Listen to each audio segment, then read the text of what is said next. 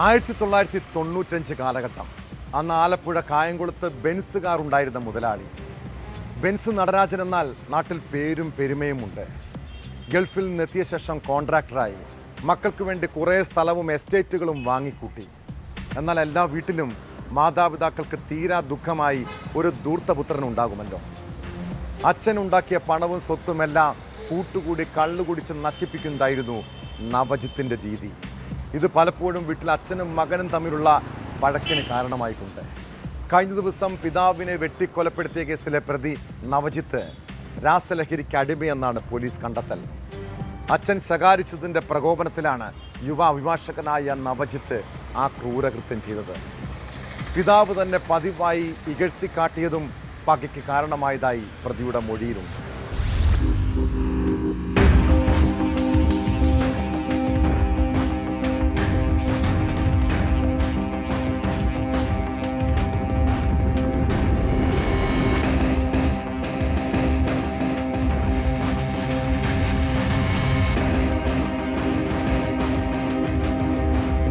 LLB പഠനം പൂർത്തിയാക്കിയെങ്കിലും അഭിഭാഷകനായി പ്രവർത്തിക്കാനുള്ള bar കൗൺസിലിന്റെ പരീക്ഷ നവജിത്ത് ഇതുവരെ എഴുതിയിരുന്നില്ല.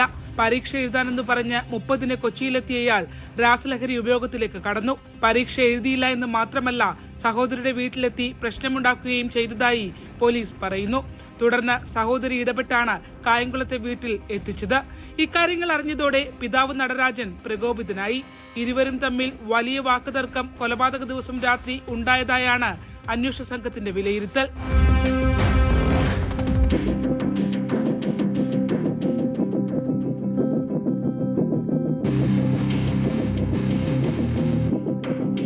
ആദ്യം കമ്പ്യൂട്ടർ സയൻസിൽ എഞ്ചിനീയറിംഗ് ബിരുദത്തിനായി പഠിക്കാൻ പോയ നവജിത്ത് പഠനം പാതിവഴിയിൽ ഉപേക്ഷിച്ച് മടങ്ങിയിരുന്നു. പിന്നീടാണ് LLB പഠനത്തിനായി പോയത്.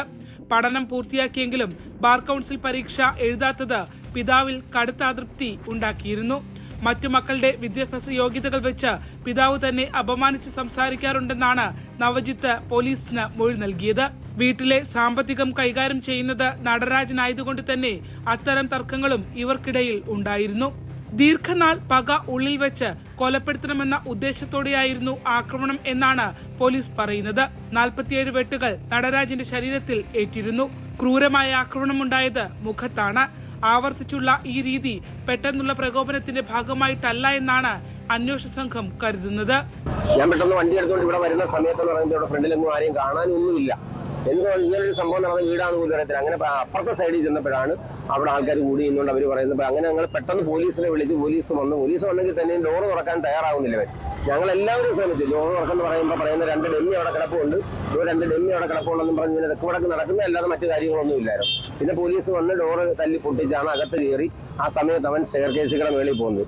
ഈ ഇറക്കിക്കൊണ്ട് വരുന്ന സമയം എന്ന് പറഞ്ഞു കഴിഞ്ഞാൽ ഈ 2 ബോഡി ഈ വ്യക്തികളുടെ ആ ശരീരം നമുക്ക് കാണാൻ പറ്റാത്ത രീതിയിൽ ബ്ലഡിൽ മുങ്ങിക്കിടക്കുകയായിരുന്നു. എല്ലാവരും കൂടെ പൊക്കിയെടുത്ത് കൊണ്ടുപോയത് ആ ഹോസ്പിറ്റലില്ല. പക്ഷെ പുള്ളിക്കാരന്റെ കൈയും കണ്ണും എല്ലാം ഒരു കണ്ണൊക്കെ പോയിരിക്കുമായിരുന്നു. അത്രയ്ക്ക് വികൃതമായ രീതിയിലാണ് ഈ പയ്യൻ ചെയ്തിരിക്കുന്നത്. പോലീസും നാട്ടുകാരും വീട്ടിലെ ബഹളം കേട്ട് ഓടിക്കൂടുമ്പോഴും വീടിന്റെ മുകളിലത്തെ നിലയിൽ വാക്കത്തിയുമായി കയറി നിന്ന നവജിത്ത് 2 ഡമ്മികൾ അകത്ത് കിടക്കുന്നുണ്ടെന്ന് വിളിച്ചു പറഞ്ഞുകൊണ്ടേയിരുന്നു. ഒടുവിൽ പോലീസ് പിന്നാമ്പുറത്തെ വാതിൽ ചവിട്ടി തുറന്നാണ് പ്രതിയെ കീഴ്പ്പെടുത്തിയത്. അതേസമയം ആശുപത്രിയിലുള്ള മാതാവ് സിന്ധുവിന്റെ നില ഗുരുതരമായി ഇപ്പോഴും തുടരുകയാണ്. പോലീസ് മൊഴിയെടുക്കാൻ ശ്രമിച്ചെങ്കിലും കഴിഞ്ഞിരുന്നില്ല. അച്ഛനെ ആക്രമിച്ചത് തടഞ്ഞപ്പോഴാണ് അമ്മയ്ക്ക് വെട്ടേറ്റതെന്നാണ് പോലീസിനോട് നവജിത്ത് പറഞ്ഞത്.